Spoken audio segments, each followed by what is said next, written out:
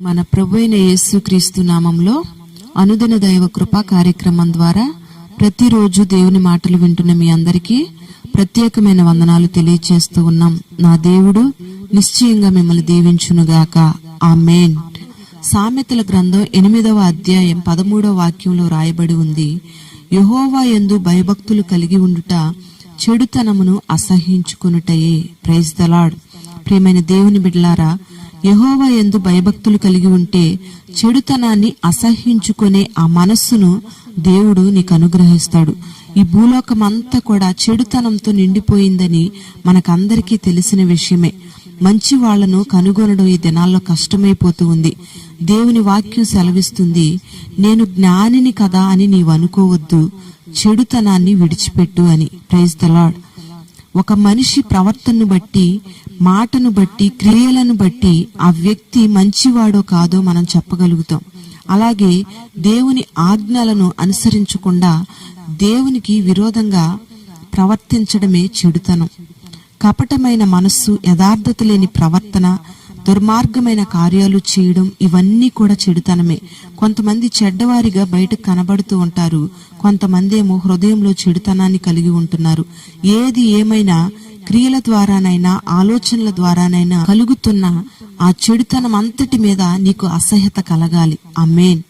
అది ఎలా కలుగుతుంది అంటే దేవుని యందు భయభక్తులు నిలపడం ద్వారా మాత్రమే కలుగుతుంది. ఈ చెడుతనాన్ని అసహ్యించుకోకపోతే నీ హృదయం, నీ కుటుంబం, నీ పట్టణం, నీ దేశం అంతా కూడా పాడైపోతుంది.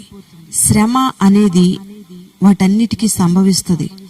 లంచం పుచ్చుకోకుండా నీ చేతులు ముడుచుకుంటే, చెడ్డ మాటలు వినకుండా నీ చెవులు మూసుకోగలిగితే, చెడ్డ కార్యాలు చూడకుండా నీ కన్నులను నువ్వు మూసుకోగలిగితే ఉన్నతమైన స్థలముల మీద నివసింప చేస్తాను అని దేవుడు వాగ్దానం చేస్తూ ఉన్నాడు.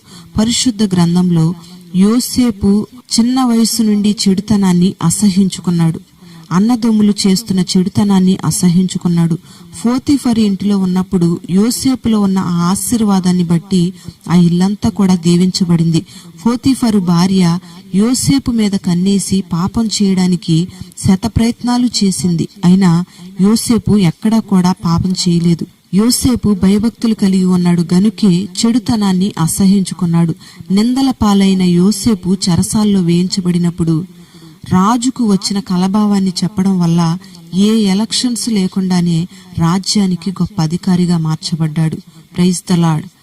దేశమంతా కరువుతో ఊరేగుతున్నప్పటికి కూడా చెడుతనాన్ని అసహ్యించుకుని దేవుని యందు భయభక్తులు నిలిపిన యోసేపు ఉన్న చోట, చెడుతనాన్ని అసహ్యించుకుని దేవుని యందు భయభక్తులు నిలిపిన యోసేపు ఉన్న చోట సర్వ సమృద్ధి ఉంది.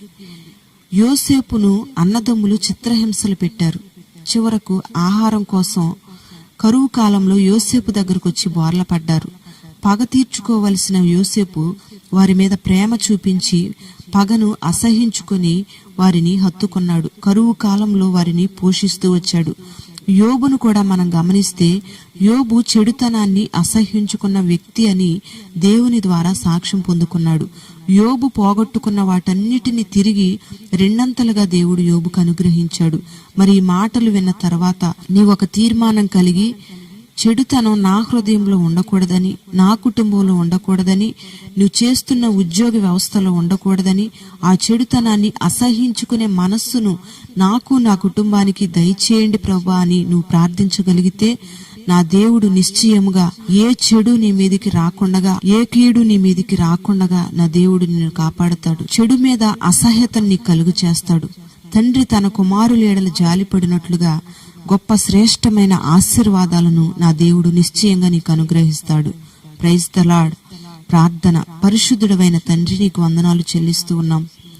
నీ యందు భయభక్తులు కలిగి ఉంటే దైవికమైన జ్ఞానం కలుగు చేస్తానని, చెడుతనం మీద అసహ్యతను పుట్టించి ఆశీర్వదిస్తానని తెలియపరచావు. అందును బట్టి నీకు స్తోత్రం చెల్లిస్తున్నాం. యోసేపు వలె, యోబు వలె పరిశుద్ధతను, యథార్థతను కలిగి ఉండడానికి మీరు కృప దయచేయండి. ఊహ కందని ఆశీర్వాదాలను పొందుకోవడానికి నీ బిడ్డలందరినీ మీరు బలపరచమని ప్రార్థన చేస్తూ ఉన్నాం. ఈ మాటలు విన్న నీ బిడ్డలందరినీ పేరు పేరున దీవించండి. ఈ దినమంతా కూడా నీ బిడ్డలకు కృపను అనుగ్రహించండి.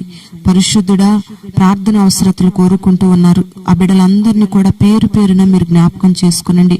వారికున్న సమస్యలన్నిటిపై విడుదల మీరు కలుగు చేసి బిడ్డలు నిశ్చయంగా మీరు ఆశీర్వదించి వర్ధిల్ల చేయమని మహిమ ఘనత ప్రభావాలు నీకు మాత్రమే ఆరోపిస్తూ నజరేయుడైన యేసు నామములో అడుగుచున్నాము తండ్రి.